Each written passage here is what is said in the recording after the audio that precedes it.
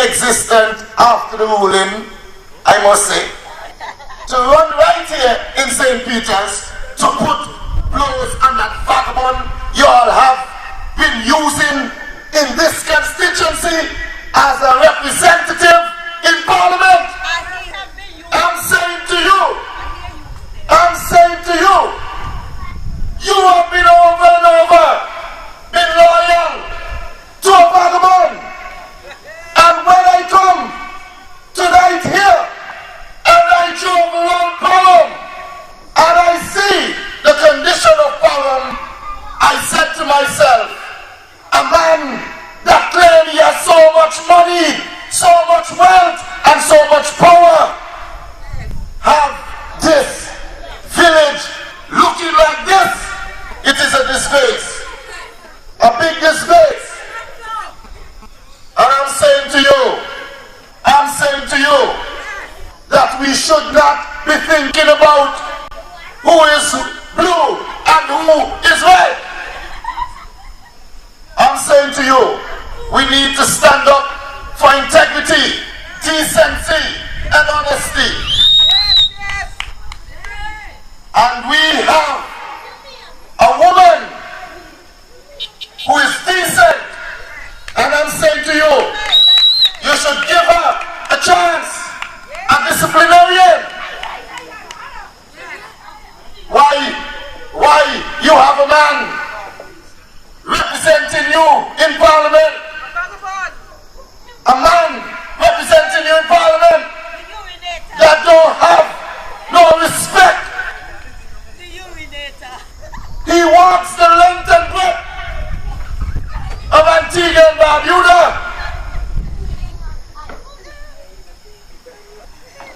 And take out his private part and use the street and sidewalk as the bathroom, and we say, oh, he's the best, he is good. And a man that representing us in Parliament here in St. Peter should be decent, because we have decent individuals living in Parham. And when he's going to be at one of their executive meetings at their headquarters, and when someone said to him there that Dalso and Fear really look like they're leading their party to victory, so don't worry them two teeth. If the cap fit him, let him wear it. I'm not calling any name. I'm saying to you that you know that this man is an alcoholic, and when he put in his room, I'm telling you, he does all sorts of odd things. And you're wondering if he is the representative in Parliament for a constituency in Antigua and Barbuda. Shameful. You have a teacher, you have a disciplinarian, you have a woman who educates young men and women in this Parham town, and also Antigua as a whole. She was my teacher at Clear Hall Secondary School. And let me tell you something, you could not come to school without finishing your homework and bring any flimsy excuse to Charlene Samuel. She knew whether you were lying or not. She wasn't a woman when I knew her as my teacher that you could get along easily. And she does not stand for nonsense. She does not stand for nonsense.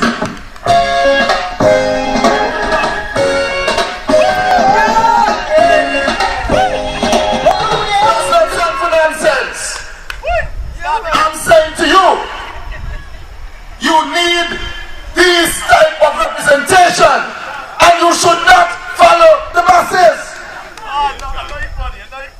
You should not follow the masses.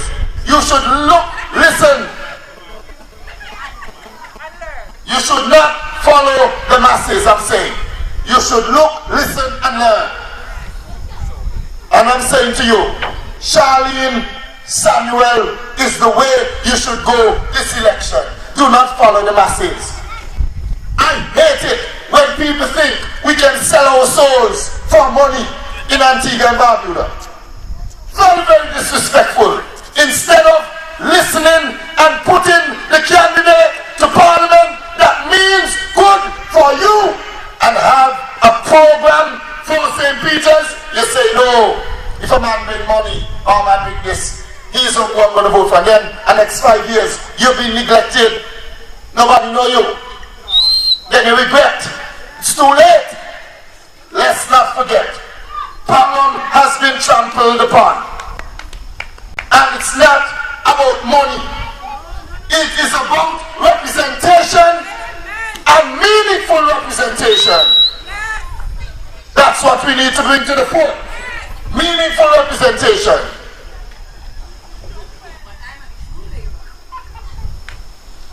I'm saying to you, this is the Antigua Barbuda True Labour Party. And we have the best policy for Antigua and Barbuda. We have the best policies for Antigua and Barbuda. And I want you to listen tonight. Because the other two major political party is of the belief that it's only their candidate can run Antigua and Barbuda. But I want you to listen, because I'm going to break it down for you tonight. And you going to determine whether we are speaking sense or nonsense.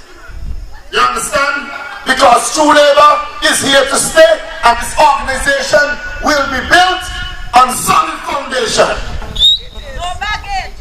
No baggage! Let me tell you something. The Antigua Labour Party talking about 500 homes in 500 days. And everybody jumping up, say, oh, that is not achievable, or it is achievable. We don't argue along that line. Let us say, and I want you to listen tonight, I ask that you give me your indulgence, because it's very important. They are saying 500 homes in 500 days. I want you to listen carefully. We're not arguing about whether it's achievable or not. We have to examine the complexity of that notion. And we are saying that 500 homes in 500 days is work for a year and a half. Work it out and you see. After those individuals who have worked on those projects, those 500 homes, when the project is completed, where will they find work? And who going to absorb this workforce? You tell me. That's our first question. The second question is, they say the homes are going to cost $140,000. I want you to listen good. $140,000, and that they are poor people homes. They are poor people homes. I want you to listen. $140,000 for poor people. Now, the average man in Antigua and Barbuda that we deem as poor works for $300 weekly, average. We're talking about poor people now. So you're talking about 300 times 4, that's $1,200 monthly. We have gone to the banks and we asked how much a mortgage on a $140,000 home will cost to pay back by an individual. They say the least that any bank will accept is $1,450. Listen good, $1,450. Way above the amount that you work for. So you work for $1,200, the bank wants $1,450 on a $140,000 mortgage home. Common sense we're talking here now. And I must bring this to your attention. A time I was in St. George's Church, and the minister was preaching. And when he said he finds that common sense is not very common, people laugh because the word name common sense. But what the minister was trying to say is not a large number of people in the world acquire common sense. So what we're saying here, we need you to examine it in your head. If a mortgage on $140,000 home is going to be $1,450 and the average man is working for $1,200 a month, tell me who going to buy these homes? Rich people! Rich people going to buy these homes and put them on rent. So, the homes are not for poor people. They are for the rich and middle class, not for the poor. Not for the poor. Come back again. UPP talks about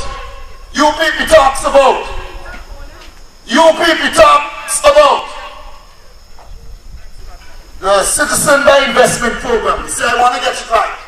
They talk about the Citizens by Investment Program. And just the other day, you saw that a Syrian came here and bought the Antigua and Barbuda passport for $250,000. And here again, we are saying the two major political parties are in tacit approval of this bill that was passed through Parliament. As a matter of fact, Gaston Brown said he initiated the bill. Now let me show you how we have to break down this and why you need to vote for True Labour. You have CARICOM nationals living here in Antigua and Barbuda for 7 years. They are working, they are contributing to the system, they are paying their social security, their medical benefit, they are renting homes from indigenous Antiguans, and they are supporting the local supermarkets. Now listen to me good. They are here for 7 years, and if they apply for citizenship, the amount of problem that they have, that even if they have a gap for 2 months, they are being turned down and have to start all over again. It is wrong. It is wrong. And you can tell me, a man can come tomorrow, purchase Antigua passport for $250,000, and you have CARICOM national here contributing to the system for 7 years, and because they have a little breakage in the time for maybe 2 months, 1.5 months, you may have to start all over again. This is really wickedness. Wicked. And I'm telling you, UPP, time is drawing near. Because let me tell you something, there will be weeping, wailing, and gnashing of teeth. Because let me tell you something, True Labour is on the scene. And we are pushing, and I want you to understand, for a power sharing government, which is the same as a coalition government. And this is how it would work. If, and I'm going to draw reference, I'm going to speak in layman terms tonight. If UPP wins 7 seats, ALP wins 7, I'm just drawing a reference to show you how it will even out.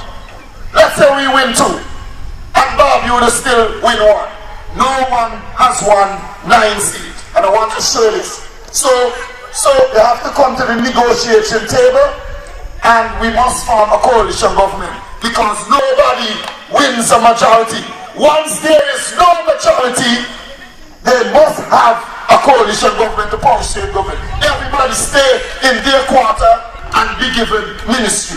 So this notion that True Labour only running 5 candidates is nonsensical. It's a nonsensical notion. Even if we're running 5 candidates, they're talking about, oh, True Labour only have 5 candidates. I'm saying to you, in 2004, Labour Party ran 17 candidates and they only won 4 seats. 4 out of 17. So what I'm saying to you, True Labour not going to bring any and anybody on our ticket. We are the Fantastic 5, and if that's how the election going to come and meet us, so it's going to meet us. But let me tell you something. I am asking you humbly to support Charlene Samuel to be your representative. A woman of decency, integrity, and honesty. I'm saying to you, Charlene Samuel is the way to go. Thank you. Thank you. Don't be fooled. Don't be fooled by election gimmick. I'm saying to you, Parham has been neglected. Parham has representation that has failed you miserably. And some people only benefiting because they can get the $500 here, a $600 there. We must stop this. We must stop this. We must stop it. And the bed sheet is up on the gallery. We must stop it. I'm saying to you, St. George will be coming home. Because let me tell you, we've been fooled by Jackie. We've been insulted by Jackie Quinn. We've been taken for a ride by Jackie Quinn. And I'm saying to you further, she came to us and Jackie told us that the clinic building was deemed unfit, and that's why we're going to be transferred to Clear Hall Clinic. Jackie Quinn said, and she cannot deny it, that the clinic building at Judges Hill was to be demolished. It was deemed unfit for humans to enter. I want you to listen. And we were sent to Clear Hall Clinic. Right now she's missing in action in Barnsley. You know why? The same building that Jackie Quinn said was to be demolished, within 5 working days, the building was repaired. Some of you might have seen it on television, ABS. And she turns the building into a sewing class building for sewing classes. The building was repaired and looked like a brand new building, and turned it in a building where they're having sewing classes, a community center. Which one you think is Parham? Parham, I want you to answer me. Which one is much better and which one is more paramount? Is it healthcare for you or sewing classes? You answer me. Which one you would want? Healthcare or sewing classes? Thank you. Thank you. So that was the first blinder she tried to put over our eyes in St. George. Now Jackie.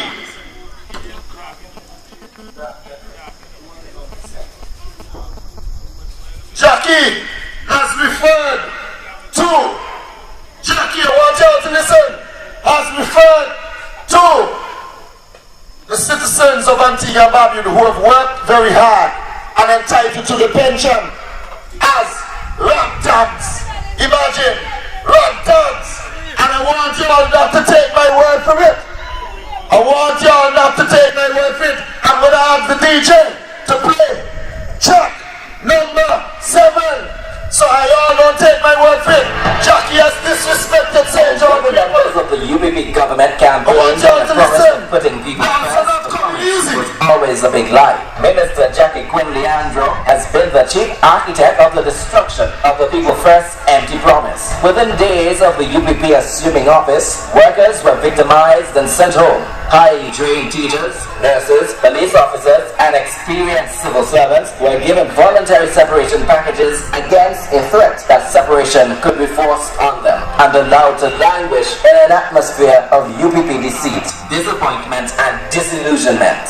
Minister Jackie Quinn added a final insult when she referred to retirees peacefully protesting the non-payment of their pensions in a most degrading manner. My office was picketed on Thursday, the 13th of March 2006 by a ragtag group of picketers. Ragtag! Who had placards, all kind of placards, in red and white, which read, "Who else must die?" Several of the persons interviewed, including Mr. Wrigley George, the General Secretary of the Antigua Trades and Labor Union, made comments. This UBP ministerial arrogance has no place in our country for another 5 years. We deserve better. Yeah, I'm going to sum up now, because let me tell you something. We won't take those sort of insults. We are not going to take this sort of insult. And let me tell you something further. I am not even worried about Dean Jonas. Dean Jonas, I'm not worried about Dean Jonas, because we had a poll in St. George by Carrie Marina. The poll is right here. And Dean, look at it right here. Carrie Marina had a weekly poll when they were out. And this was St. George. And Dean came dead last. And look the color that they have Dean in. Blue. It's right here. Dean is is at home. Blue, they have Dean in. I want to know why Dean is so inconsistent. Dean is a flip-flopper. He flips here and flops there. And let me tell you something further. I don't want nobody to think that Dean Jonas, can you understand? Dean is a flip-flopper. Dean is a flip-flopper. And say all sorts of bad things about Labour Party, and all of a sudden they want to enter him. I'm saying Dean needs to go. And I'm going to beat Dean left, right and centre, and I'm going to beat Jackie Quinn left, right and centre too. The two of them going down. I'm not worried about Dean. I have to fight Jackie because she has fooled the people. She has neglected us. We haven't had no kind of social program that has benefited us in St. George, and I'm going to fight it to the bitter end. Dean is out of the picture. Everybody know that Dean is inconsistent. Dean said one thing is the worst ever, and should we get play number 10 for them? Quickly, play number 10. Play number 10 so they can The Labour Party and the list about government are a corrupt government. They're corrupt individuals. And we cannot be seen to be engaging them in any way whatsoever because of what they have done to the people of Antigua and Barbuda. Playing for those who don't know it. Again. The Antigua Labour Party and the list about government are a corrupt government. They're corrupt individuals. And we cannot be seen to be engaging them in any way whatsoever because of what they have done to the people of Antigua and Barbuda. Thank you. Now, True Labour is here. I've just explained to you the policies of UPP and ALP, failed policies for Antigua and Barbuda. Fear will come when he comes, and he will explain more about our program, which is light manufacturing and the legalization of marijuana. It's not anybody can go to marijuana. It will be regulated properly, and time does not permit me to expound on some of the negative things that the UPP and the ALP are in tacit approval of. So I'm going to say good night until I come again, St. Peter's. Good night. This is Dalso. You're not alone. Live, I'll be right there for you. You're not alone. Live, I'll be right there for you.